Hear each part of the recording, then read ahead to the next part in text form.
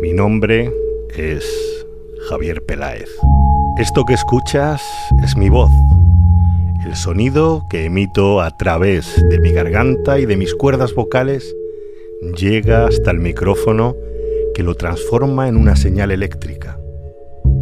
Pero, ¿cómo sabes que soy yo de verdad el que te habla? En algún momento del futuro no bastará con escuchar a alguien para saber que es él. Puede que una máquina o un algoritmo haya copiado mi voz y esté hablando como si fuera yo. Mi nombre es Antonio Martínez. Esto que escuchas es mi voz. Espera, Antonio, ¿qué estás haciendo? ¿Qué haces? Tu voz no la va a copiar nadie. ¿Pero cómo que no? ¿Pero qué dices? Por favor, por motivos obvios. ¿Estás sugiriendo que mi voz es nasal, que es mala? Mira, compara. Mi nombre es Javier Peláez. Un momento, escucha, porque tú mismo me has dicho que mi voz es bonita. Aberrón tiene una voz preciosa y es muy alto. ¿Pero qué es esto? Ese no soy yo. ¿Qué has hecho? Pues claro que eres tú. Ese no soy yo, por favor. Deja de hacer eso, por favor. Que sí, de verdad que eres tú. Bueno, o por lo menos ahí queda la duda. A mí me parece que es tu voz, pero los oyentes deben juzgar. Sí. En el programa de hoy vamos a explorar precisamente esa posibilidad. ¿Qué pasa cuando la tecnología es lo suficientemente avanzada como para suplantar nuestras voces sin que lo notemos? Bueno, sin que lo notemos, yo lo he notado. Pero como veis, ya se puede conseguir que tu voz diga cualquier barbaridad. O cualquier gran verdad, Javier. Bueno, en el primer programa que dedicamos a la voz, os hablamos sobre la existencia de programas informáticos capaces de copiar la voz de una persona con apenas unos segundos de muestra. Una de las empresas líderes de este sector es la canadiense Lyrebird. Si entráis en su página web, podréis escuchar algunos ejemplos de cómo se emplea esta tecnología. Escuchad, en primer lugar, esta voz, que es la grabación original de la persona a la que queremos clonar. In another moment, down went Alice after it. Never once did she consider how in the world she was to get out again. Y esto que vais a oír ahora es la voz sintética, la voz artificial creada por el programa informático a partir de esta primera muestra. My voice might be generated by a computer, but I think it sounds pretty human. I don't know exactly how they made it, but I'm really impressed. ¿Notáis la diferencia? El parecido es tan grande que prácticamente resulta indistinguible. Para saber más de este software de clonación de voz, hemos hablado con uno de sus creadores. Sí, pues yo soy José y soy uno de los fundadores de Lyrebird, que es una compañía basada en Montreal que usa inteligencia artificial para crear las voces artificiales más realistas del mundo. Joder, esa voz metálica, ese pequeño fallo en el sonido, ¿seguro que esto es una voz real? Qué bueno, porque es lo mismo que le pregunté yo. No, sí soy humano, beep, beep, beep. Bueno, si te soy sincero, tampoco es que sea muy convincente. Bueno, el pobre debía de estar resfriado o algo. Pero aparte de la broma, José Sotelo es uno de los mayores especialistas en este tipo de programas de síntesis de voz. Y la primera pregunta, bueno, es evidente. ¿Es posible de verdad clonar la voz de una persona? O sea, yo diría que con 5 minutos o con 1 minuto de audio se puede, copiar la voz de alguien en inglés y que empieza a aparecer pues la voz artificial como la voz de cierta persona. En principio, este tipo de programas se están diseñando para diversas utilidades, algunas de las cuales vamos a ver más adelante, como generar voces para videojuegos, música o para personas que necesitan comunicarse. Sí, pero lo que nos interesa, la pregunta que queremos ahí en el aire es, ¿se pueden usar para suplantar a alguien y cometer un fraude? Sí, creo que este es uno de los riesgos de la tecnología y uno, de hecho, contra el cual hemos estado intentando pelear nosotros mismos. Aunque las empresas están tomando medidas, ya hay al menos un precedente, el caso de una empresa a la que engañaron con una voz artificial que se hacía pasar por un directivo y ordenaba pagos a un cliente. Lo vimos en el capítulo anterior, y los especialistas ya advierten que debemos estar prevenidos con este tipo de engaños. ¿Y qué precauciones debemos tomar? Bueno, pues en principio las que son más sencillas y de sentido común. Por ejemplo, si alguna persona que conozco recibiera un mensaje de voz que me dice cualquier cosa, antes de actuar con base en el mensaje de voz, pues sí consideraría llamarles para verificarlo.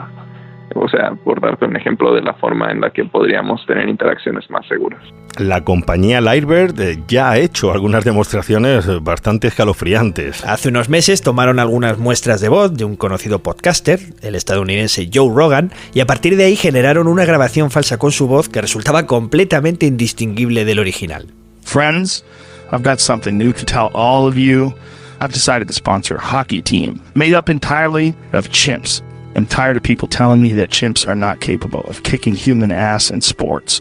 Chimps are just superior athletes. And these chimps have been working out hard.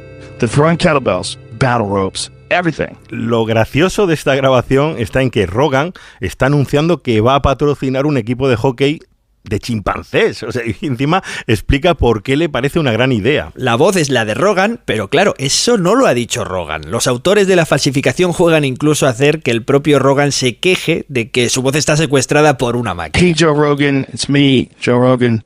Please come save me, man. These artificial intelligence guys have trapped me in a machine. En estos ejemplos, los autores se limitan a teclear con un texto y reproducirlo con una voz. Pero ¿qué pasa si combinamos esa capacidad para copiar con una inteligencia artificial? Una inteligencia artificial, además, capaz de generar un nuevo discurso, de interactuar. Eso permitiría que engaños como el de la empresa alemana que veíamos en el capítulo anterior fueran mucho más sencillos. La mezcla de estas tecnologías, bueno, pues ya se ha hecho y la hizo Google. La compañía presentó el programa de asistencia Duplex y la demostración, bueno, dejó a todo el mundo con una sensación un poco extraña. So what you're going to hear is the Google Assistant actually calling a real salon. El CEO de Google está presentando a esta máquina que va a llamar a la peluquería para coger cita. So how can I help you? Hi, I'm calling to book a women's haircut for a client. I'm looking for something on May 3rd. Esa es la máquina. Sure, give me 1 second. Como veis, la persona no distingue, está hablando con ella de manera normal. Sure, what time are you looking for around? Lo inquietante, y por lo que además el público se está riendo, es que la máquina está dudando, suspira, improvisa. Es decir, está actuando casi como si fuera una persona real. Do you have anything between 10 a.m. and 12 p.m.? Depending on what service she would like. What service is she looking for? Y esta es la parte más escalofriante. Hasta ahora pensábamos que a la hora de reproducir nuestras voces, las máquinas tenían un límite. Son muy malas con lo que se refiere a la interacción y las emociones. Pero gracias a las redes neuronales, están empezando a conseguirlo. Okay, great. Thanks. Great. Have a great day. Bye. Lo que os vamos a contar hoy es lo que hace a la voz especial y lo que tendrán que aprender a copiar las máquinas si quieren suplantarnos. Yo soy Antonio Martínez. Yo soy Javier Peláez, el de verdad, no el anterior. Y esto es la auténtica y genuina catástrofe ultravioleta. Ha llegado a este planeta una catástrofe ultravioleta. 2 locutores y un artista calentando motores y pidiendo pista. Fotones, protones, muones, bosones, electrones y positrones, iones, piones, axones, eones. Ponemos problemas a tus soluciones. Catástrofe ultravioleta, catástrofe ultravioleta.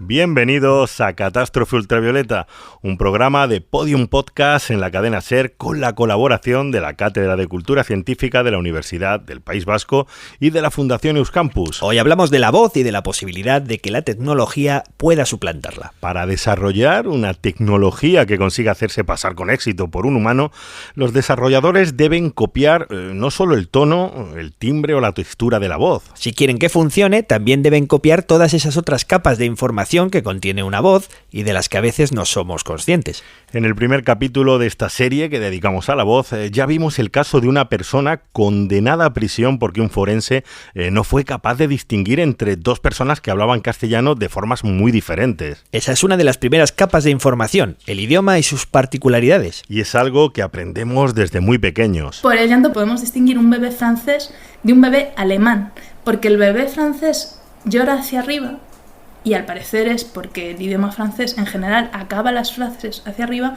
mientras que un bebé alemán tiende a llorar hacia abajo, ¿no? Porque el alemán al parecer tiene una entonación de las frases que tiende a ser descendente. Quien nos habla es nuestra querida Almudena Castro, física, divulgadora, música y bueno, ya colaboradora habitual de Catástrofe. Y para probar lo que dice sobre la capacidad de distinguir en qué idioma llora un bebé, os propongo que hagamos una prueba. Bueno, vamos a escuchar bien, vamos a abrir bien los oídos, a ver si sabéis cuál es el bebé francés y cuál es el alemán. Recordad que el francés llora hacia arriba y el alemán hacia abajo. Aquí va el primero.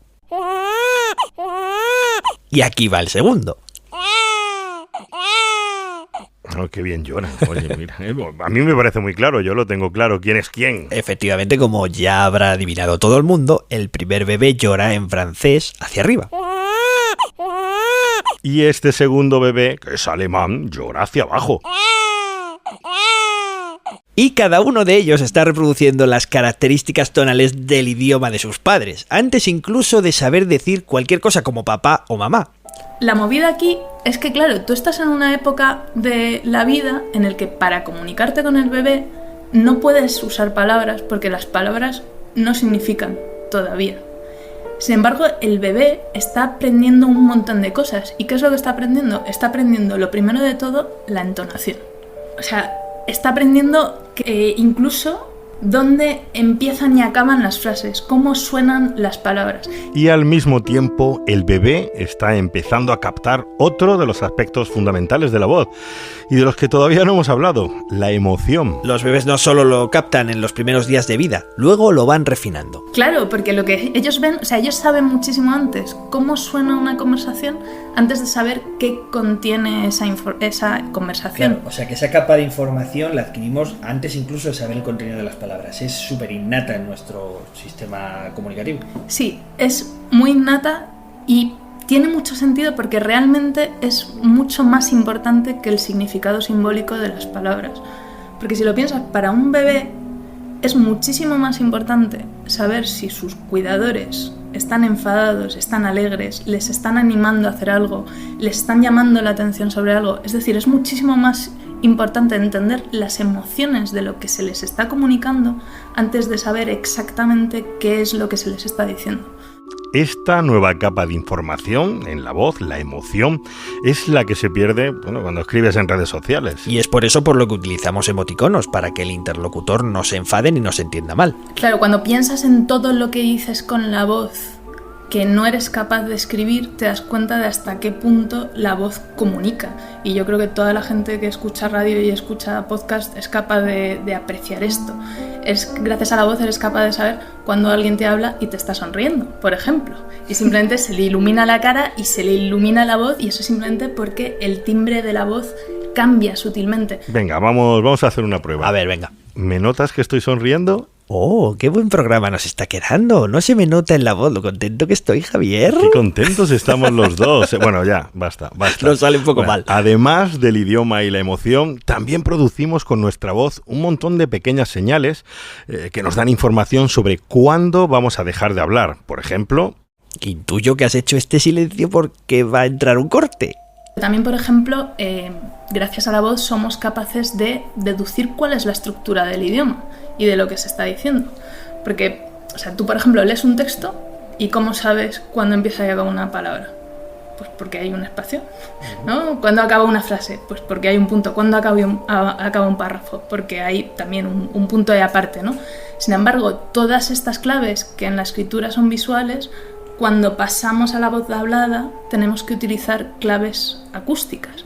Y esas claves existen constantemente y son, por ejemplo, una de las claves que nos permiten, pues, conversar sin interrumpirnos, ¿no? Bueno, por lo menos a los que no nos dedicamos a la política. A las tertulias. Pues, exacto. Bueno, algunas de estas señales de la voz, del lenguaje hablado, las podemos traducir a signos de puntuación. Efectivamente, las preguntas en castellano, al final, ¿cómo se marcan? Pues se marcan con una cosa hacia arriba, ¿vale? Con una especie de melodía que acaba hacia arriba para que el interlocutor sepa que lo que estás diciendo pues es una pregunta, no lo estás afirmando. Hay en idiomas, por ejemplo, creo que en chino no sé mucho de chino, pero es un idioma tonal. ¿Y eso qué significa? Que constantemente están utilizando los tonos para comunicar significados de palabras. Entonces, el signo de interrogación se tiene que marcar explícitamente con una partícula que es ma, ni hao ma. O sea, al final marcan explícitamente que eso es una pregunta porque ya hay suficientes tonos en su idioma como para meter como para liarse. Esto me recuerda al famoso poema, el chino mandarín este que hace sí, que en castellano ese sí, en realidad en castellano quiere decir el poeta come leones en la guarida de piedra. Como todo el mundo sabe. El texto es un ejemplo perfecto de cómo el tono puede dar un significado a la misma palabra. Todo ese poema chino está construido con el mismo sonido, shi, pero el significado de shi varía. Si os parece, vamos a poner el poema y yo os voy traduciendo a la vez para que veáis de qué estamos hablando. Shi shi shi shi shi shi shi shi shi shi shi shi. En una guarida de piedra estaba el poeta Xi, al que le encantaba comer leones, y decidió comerse 10. Solía ir al mercado a buscar leones. Un día a las 10 en punto, 10 leones acababan de llegar al mercado. En aquel momento, Xi también acababa de llegar al mercado. Viendo esos 10 leones, los mató con flechas.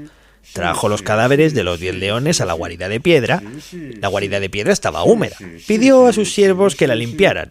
Después de que la guarida de piedra fuese limpiada, intentó comerse esos 10 leones. Cuando los comió, se dio cuenta de que esos 10 leones eran en realidad 10 cadáveres de leones de piedra.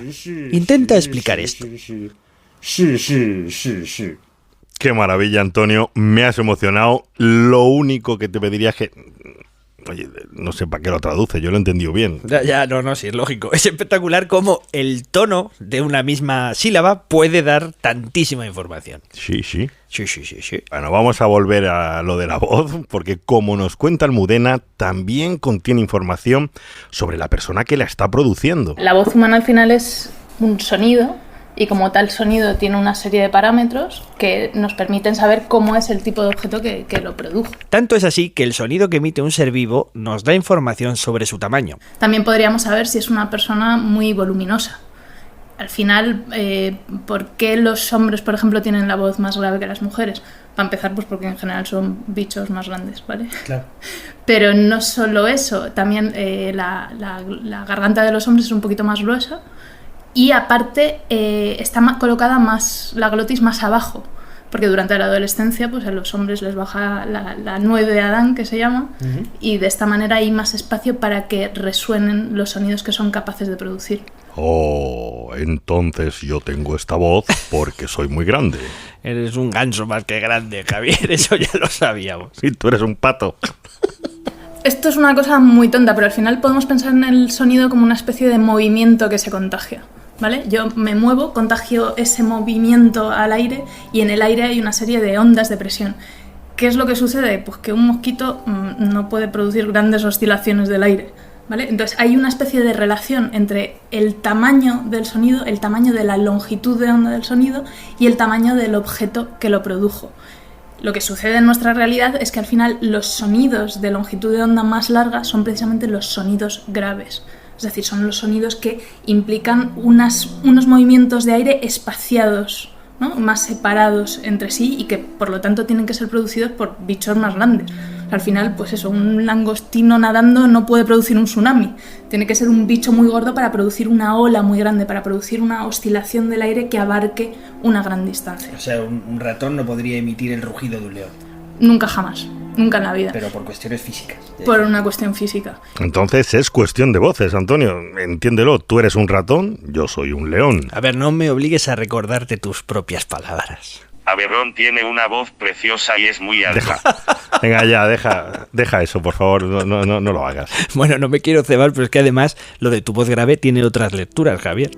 Bueno, en general tonos graves lo utilizas para demostrar que tienes más tamaño y en general pues un poco autoridad. Todo lo que solían decir en el siglo XIX que eran los hombres, ¿no? Varonilidad y tal. Y las mujeres, en cambio, pues una voz más pequeñita y más tal. Entonces, por ejemplo, se ha visto que de manera puramente instintiva, pues cuando los hombres están con una mujer atractiva y quieren seducirla, se deduce, tienden a grabar el tono de su voz. Empieza a atar cabos, Javier. O sea que todos estos años en los que hacemos el podcast juntos y tú tienes esa voz tan grave, no estarás intentando decirme algo, ¿verdad? Ven aquí, bomboncito. Quítale encima, por Dios. Es que, si lo piensas, realmente es como que la capacidad para el lenguaje del humano depende en gran medida de ser capaz de emitir un montón de sonidos diferentes con la boca y además de ser capaz de percibirlos. O sea, el oído humano frente al de otros simios es precisamente finísimo en la detección de timbres. Y si no, no tendríamos pues las 20 y pico letras del castellano, pero luego cuando piensas en la cantidad de idiomas distintos que hay, todo eso son cuestiones tímbricas, todo eso son pequeñísimos matices que hacemos con la boca hasta que se diferencian en fonemas diferentes. Y bueno, ya los beatboxers, eso ya otros 800 más, supongo. Oye, mira, esto no lo habíamos pensado, los beatboxers. Esas personas que son capaces de producir todo tipo de sonidos y ritmos con la boca. No conocerás a ninguno, ¿no tendrás alguno por ahí? Sujétame la cerveza. Hola, buenas tardes, mi nombre es Grison y hago sonidos con la boca.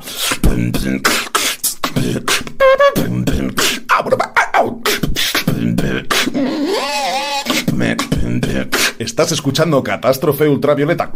Catástrofe Ultravioleta. Catástrofe Ultravioleta.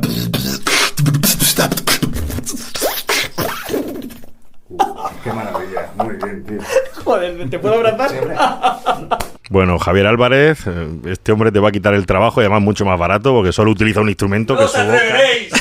Te echaremos. Bueno, podéis estar tranquilos de momento, pero lo cierto es que fuimos a ver a Grison, Javi Álvarez y yo, y nos quedamos alucinados porque verlo en persona es mucho más bestial. Parece que tiene algo ahí metido, un altavoz o algo en la garganta. Seguro que conocéis a Grison, pues, por su participación en el programa de televisión La Resistencia, pero es que además es uno de los beatboxers más activos que hay en España. Para quien ande despistado, el beatboxing es el arte de producir sonidos y músicas con la boca, un talento muy especial para el que hay que emplear un montón de músculos. Por eso ponen esas caras tan raras.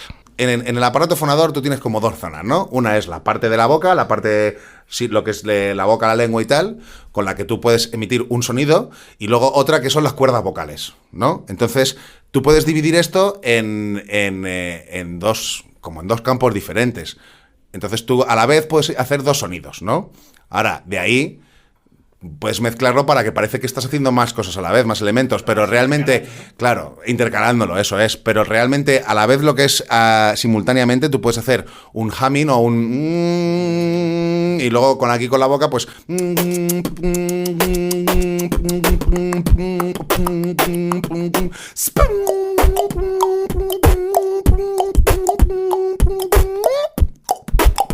¿sabes? Este rollo, pero parece que estás metiendo más, pero realmente tú tienes dos campos de acción, ¿no? Que son uno la boca, lengua y tal, y otro que es la garganta, ¿no? El esfuerzo físico que tienen que hacer ya me está cansando. Sobre todo porque además necesitan respirar, acuérdate. Claro. Y no pueden parar de hacer sonidos. La pregunta es cómo lo hacen para no ahogarse. El paso más chungo yo creo que es aprender a respirar y a mantener un ritmo constante, ¿no? O sea, porque tú al principio, por ejemplo, la caja del beatbox, hay unas cuantas, ¿no? Pero tú la primera la tiras como para afuera, ¿no? O sea...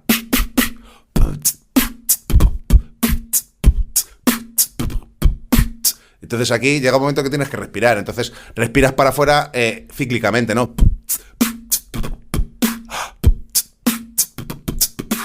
¿No? Entonces ya te vas quedando sin menos sin aire. Y entonces ya la película cambia cuando de repente descubres que hay una caja de beatbox que se hace para adentro, ¿no? Y entonces aquí puedes ya coger aire con la caja, en plan...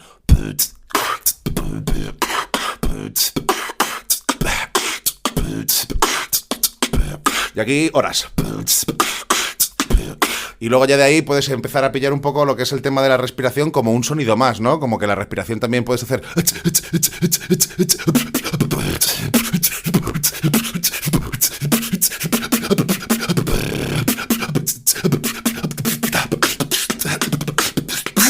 Y ya vas pillando como un poco de aire, soltando un poquito de aire, sobre todo siempre de no cansarte, no coger demasiado aire porque te haces un globo o te hiperventilas, ¿no? O quedarte sin fuelle, ¿no? Que no puedes proyectar bien.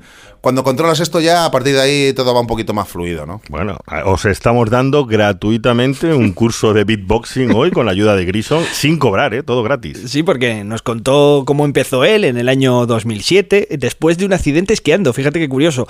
Como no podía tocar la guitarra, se puso a hacer sonidos con la boca. Eso es una cosa que tiene el beatboxing, es que tienes que practicar y practicar todo el tiempo. Parece que no, pero son un mogollón de horas. O sea, yo para hacer este sonido, lo mismo he echado 1 año y medio, 2 años hasta que me ha salido, ¿sabes? O sea, y intentándolo y no me sale, y de repente aprendes a hacer esto. Que es como Mario Bros cuando se mete en la tubería, ¿no? Claro, el primero que pillas es para afuera, ¿no? Es expirado, que es Mario Bros cuando coge una seta, que es... Y de ahí ya le pillas para adentro, que es... Y a medida que vas metiendo más aire... ya pillas el sonido. Entonces tiene un proceso de aprendizaje y son cosas como la gota de agua, ¿no?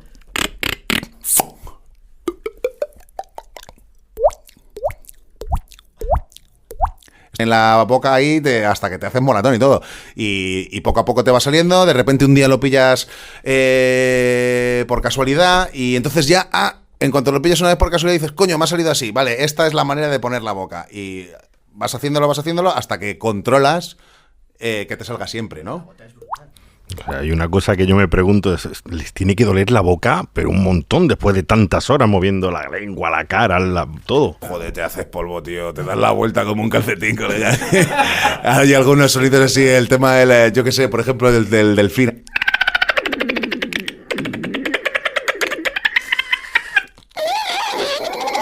Esas cosas son... Yeah, yeah, oh yeah. Eso hasta que te empieza a salir, madre mía, empiezas a ir te atragantes y haces...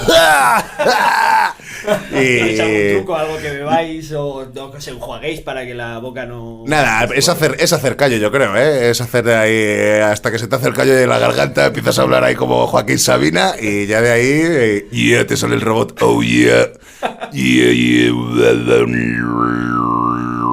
Por ejemplo, ese sonido es a base de hacer mogollón de callo, ¿no? Porque si tú, por ejemplo, ahora mismo haces eso, mira, hace... Hola, ¿qué tal? ¿Qué pasa, amigos? Hola, ¿qué tal? ¿Qué pasa, amigos? Te rasca la garganta, ¿verdad? Llega un momento ya que eso lo controlas y lo haces de manera automática y muy suave y no duele y... Es como todo, al principio duele un poquito, luego ya... Oye, otra pregunta. ¿Cuántos sonidos puede hacer un beatboxer a la vez? Como nos contaba Grison antes, solo puede hacer 2 cosas, pero si las intercala y las independiza... pues parece que hay muchas más. Por ejemplo, yo que sé, para una samba.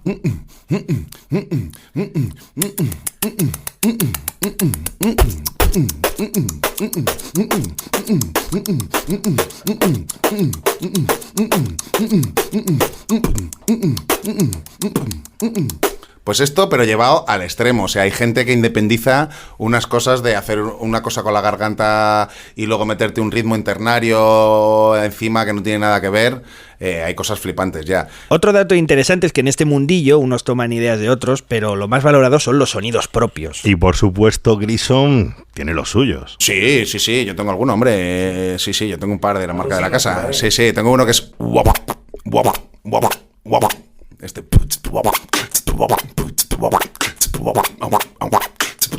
Y este es otro. Está la caja esta, que es como la de los 80. Entonces con esto te puedes hacer un...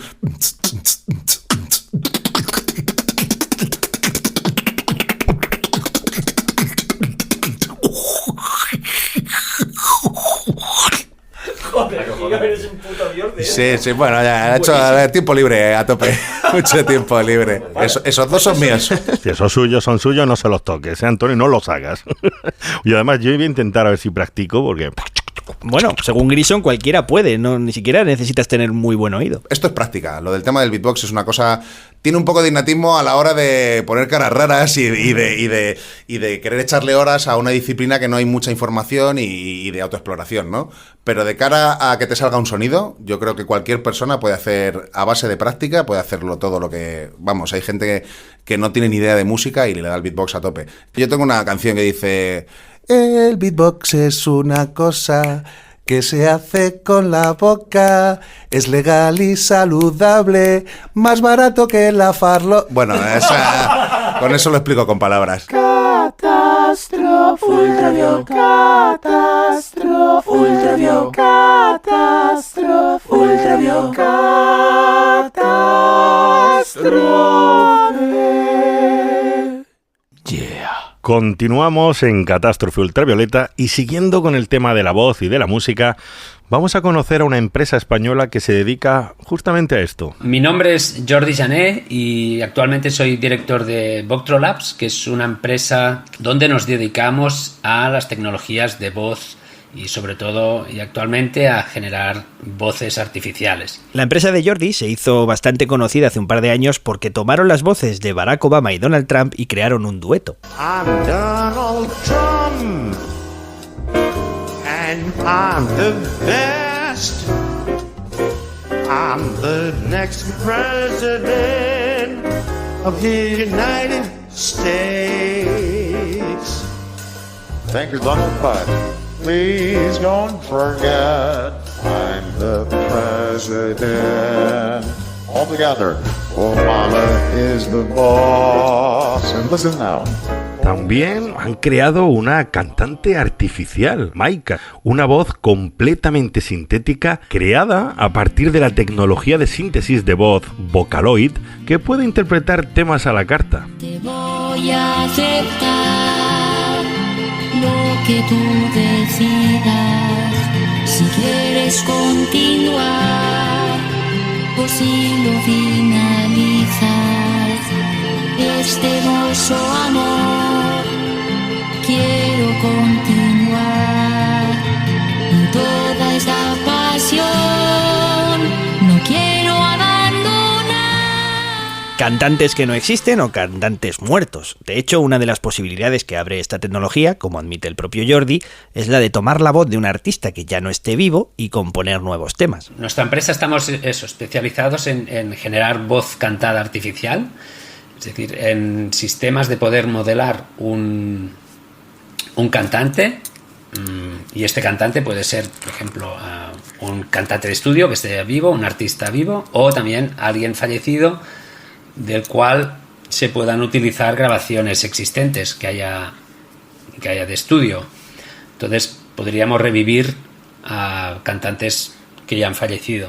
A la hora de generar voz cantada, se encuentran con problemas parecidos a los de la voz hablada, como por ejemplo la emoción. En el laboratorio de Jordi Jané están trabajando en hacer voces cada vez más naturales y para ello han hecho algunas pruebas para enseñar al algoritmo a añadir emoción a una misma frase grabada. Mira, esta sería la frase neutra, utilizada pues como muestra. For example, for the music industry, this new paradigm can facilitate the music interchange between countries. Y esta sería la misma frase, pero a la que hemos añadido una capa para que suene enfadada. For example, for the music industry, this new paradigm can facilitate the music interchange between countries. O también para que suene más feliz. For example, for the music industry, this new paradigm can facilitate the music interchange between countries. En los tres casos es el mismo archivo, pero con un poco de edición el programa le puede dar un nuevo significado, una nueva emoción. Tenemos los mismos datos con distintas emociones y esas grabaciones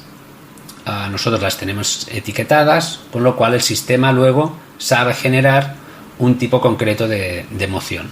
Y esto permite crear una réplica de la voz de cualquiera, digo yo, ¿no? Claro, luego lo veremos, pero básicamente sí, y lo que necesitan es tener muchas muestras de tu voz. Para generar una voz, una réplica de tu voz, lo que necesitaríamos es muchas grabaciones tuyas con el correspondiente texto. Es decir, que si al final nosotros lo que queremos es escribir una cosa y que generar un audio como si tú lo hubieras locutado, pues necesitamos muchas grabaciones con el texto correspondiente. Y eso es lo que se utiliza para entrenar estos sistemas. La empresa Voctro Labs tiene además algunas aplicaciones comerciales muy divertidas que permiten incluso afinarte la voz aunque cantes como un gato atropellado. Ya veo por dónde vas. ¿Has hecho tú la prueba o Oye, yo no te animaste? No fui de mía, me lo propuso el propio Jordi. Sí, te puedo pasar como un trozo de una canción de Adele, por ejemplo, y tú puedes hablarla y yo la afino, eso sí. A ver si yo lo entiendo. O sea, tú has cantado una canción de Adele, tú, con tu voz, de Adele. Sí. Vale. Además, mira qué bueno, porque te voy a poner el audio original que yo le mandé a Jordi y además cantando todo lo mal que yo sé cantar. Que es mucho. Mucho, mucho. See how I live with every piece of you. Don't underestimate the things that I will do. Madre de Dios santo, por favor. Pero espera, no te pongas nervioso, porque a continuación Jordi le pasó un primer filtro, ¿no? Para ajustarlo a las notas y mejorarlo. Este es el resultado. See how I live with every piece of you. Don't underestimate the things that I will do. Bueno, vas viendo que ya un poquito de vibrato, un poquito ya de feeling, ¿no? Sí. Pero ahora viene lo bueno, porque el programa hace su magia y tras pasar por varios filtros consigue añadirle la música original que suene así. See how I live with every piece of you. Don't underestimate the things that I will do. ¿Qué te parece, chaval? Me da miedo, tío. Muy bueno. You can have it. You can have it. Se nos está yendo de las manos, por Dios.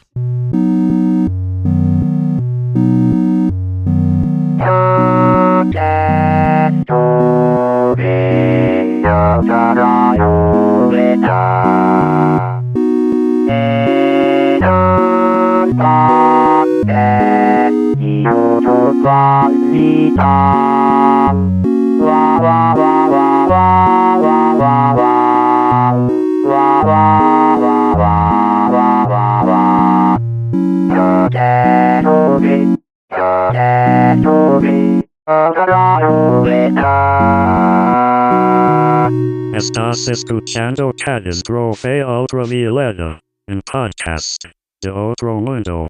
Después de estos pequeños momentos de divertimento y de grandes voces de la canción, seguro, vamos con la parte final del programa, que es la más seria y con toda seguridad la más impresionante. Y volvemos a hablar de la empresa canadiense Lyrebird, que se dedica a crear voces artificiales a partir de unos pocos minutos de muestra. Y fíjate cómo somos los periodistas, que después de un rato largo hablando con José Sotelo, el responsable de Lyrebird, sobre las posibles aplicaciones perversas de esta tecnología, se me ocurrió de repente que no le había preguntado por la parte positiva. ¿Para qué aplican esta tecnología? Pues resulta que uno de los objetivos es construir voces artificiales para personas enfermas que, por un motivo u otro, han perdido la voz. Una idea maravillosa, ayudar a recuperar las voces robadas por la enfermedad. Y además, ya estaba en marcha. De hecho, ya hay varias personas usando esto en Estados Unidos, y justo pues hoy en día hay pacientes que están como que usando su voz artificial que les creamos basadas en grabaciones de su voz antes de que perdieran su voz.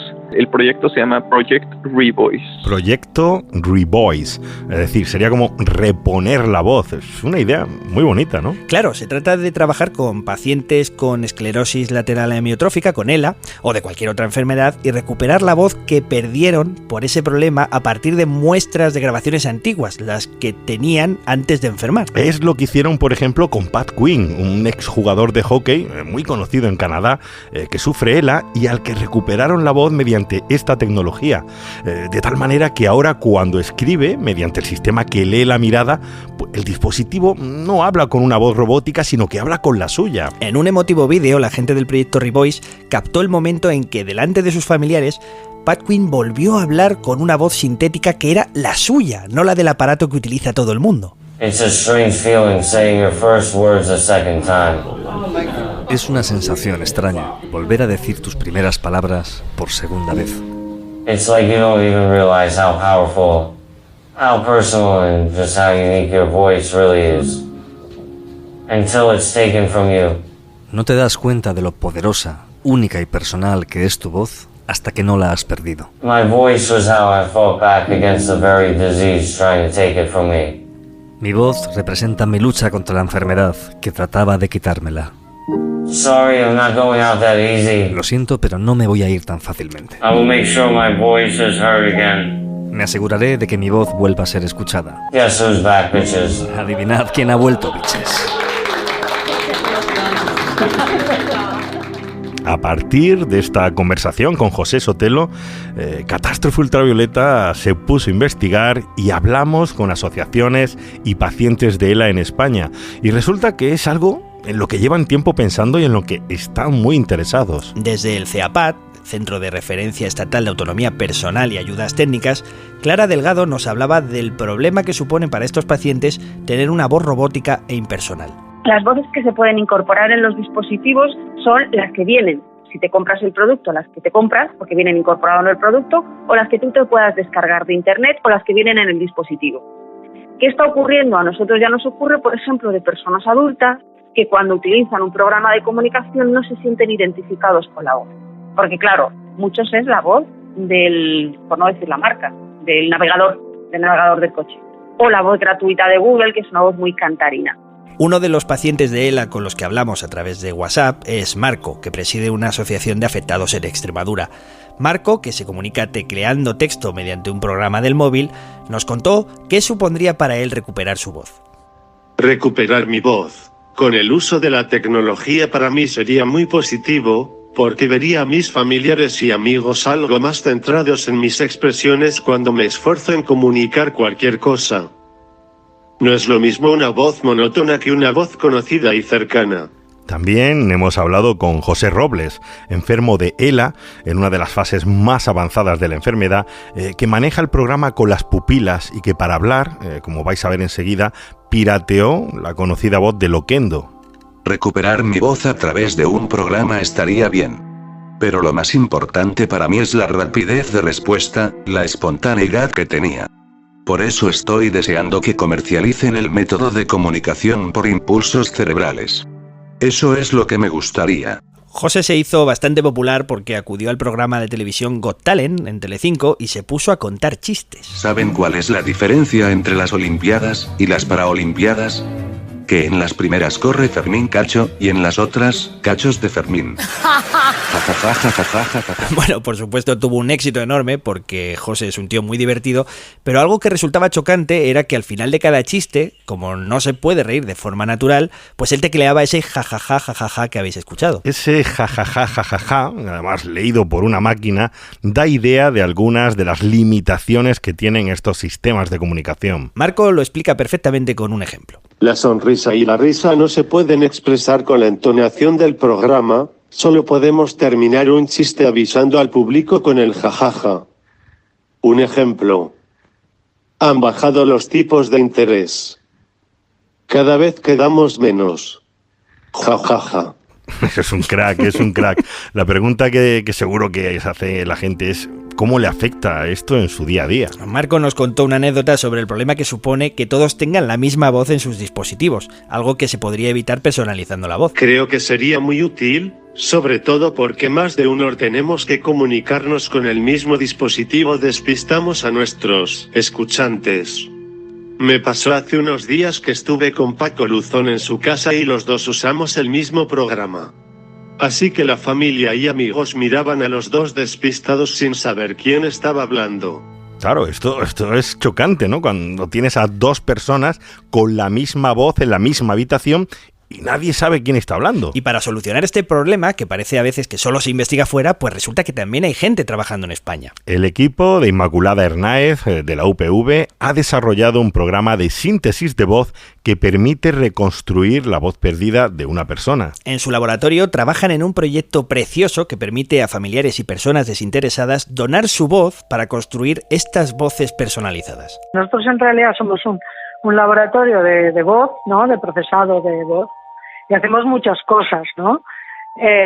Hacemos síntesis de voz y eso.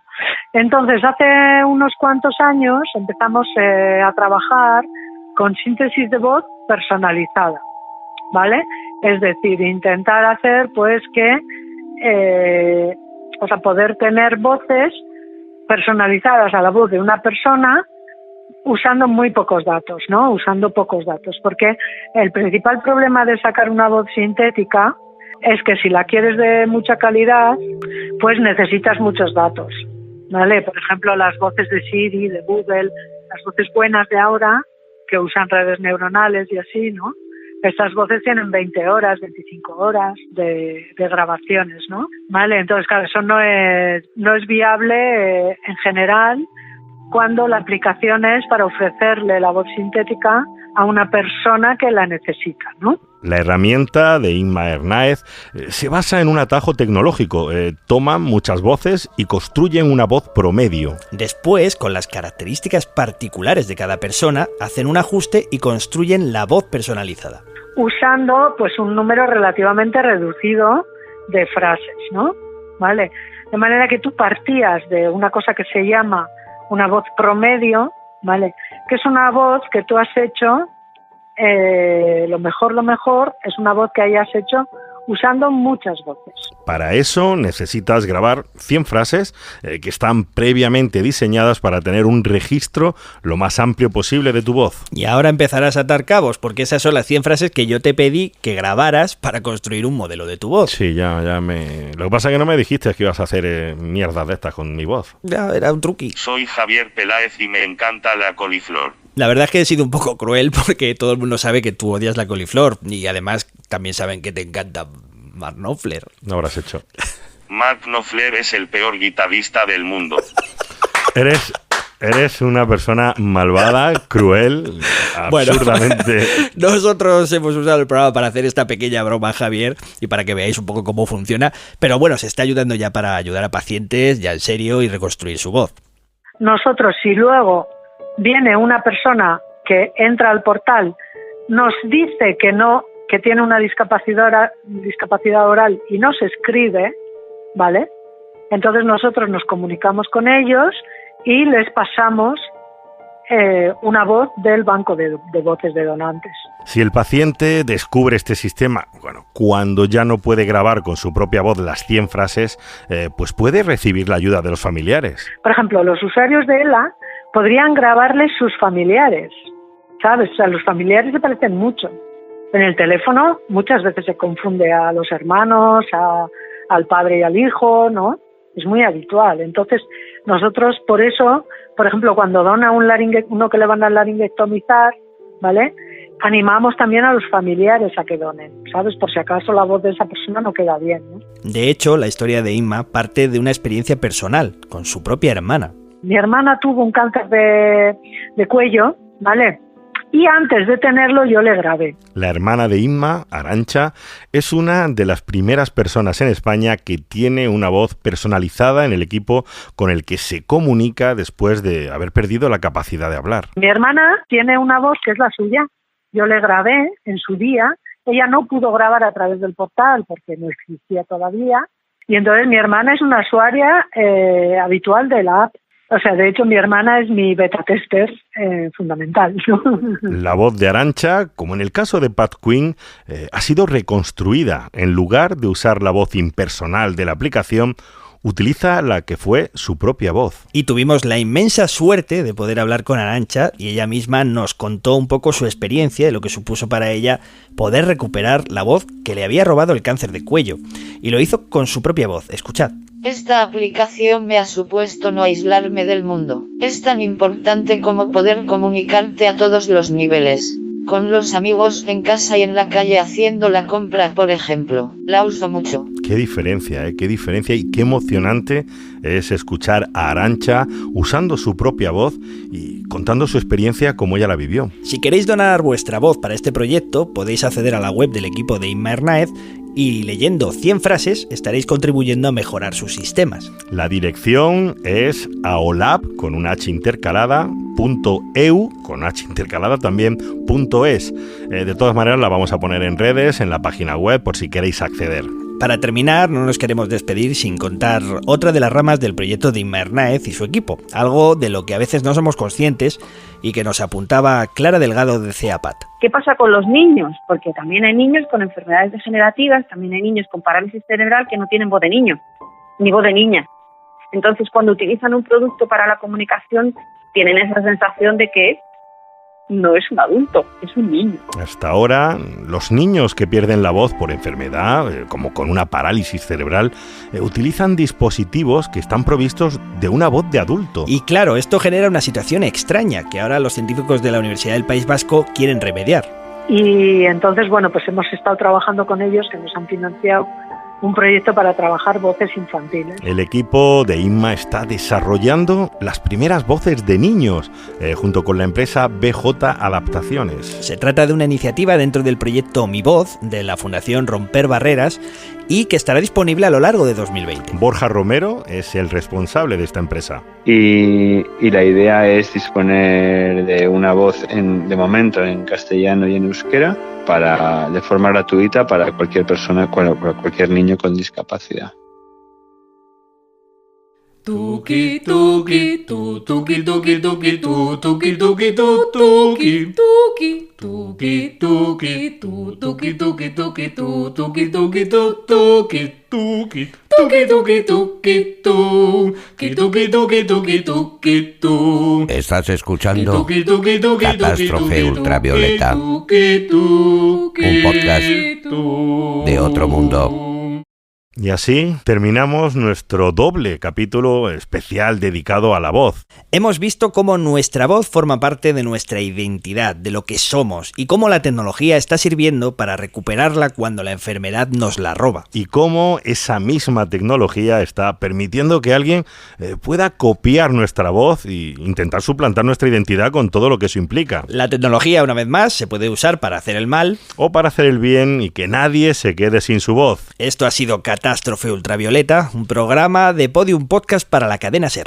Con el apoyo de la Cátedra de Cultura Científica de la Universidad del País Vasco y de la Fundación Euskampus. A los mandos estuvo el increíble, catastrófico, inmejorable Javi Álvarez. ¡Aloha, chavalada! Que ha hecho todas las músicas de este episodio con la boca. Ha hecho el...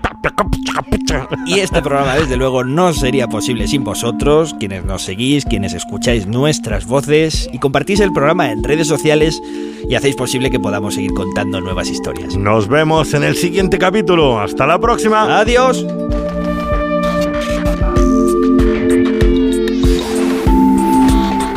It's a strange feeling, saying your first words a second time.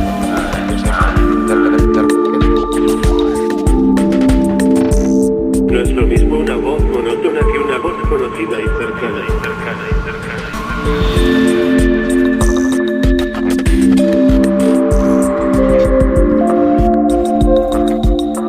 Encantada coliflor.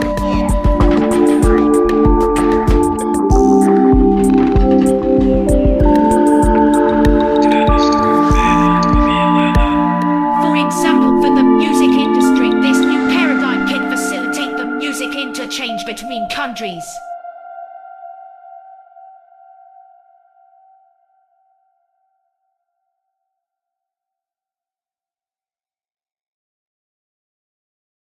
See how I live with every piece of you.